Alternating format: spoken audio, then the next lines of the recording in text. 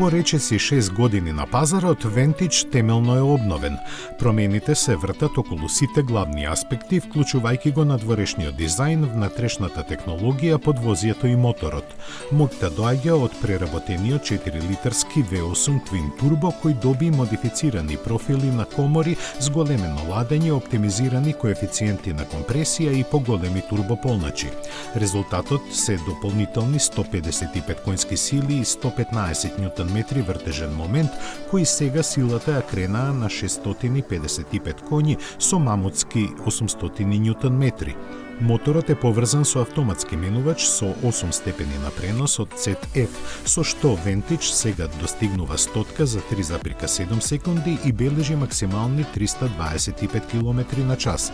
Згоре на тоа, моделот може да се пофали со зголемена торзиона ригидност благодарение на реконструираното подвозје опремено со нови интелигентни адаптивни амортизери. Поради тоа, автомобилот е поагилен во свиоците и попрефинет во споредба со неговиот предходник. Цената се уште не е објавена, но се очекува да биде под 200.000 евра.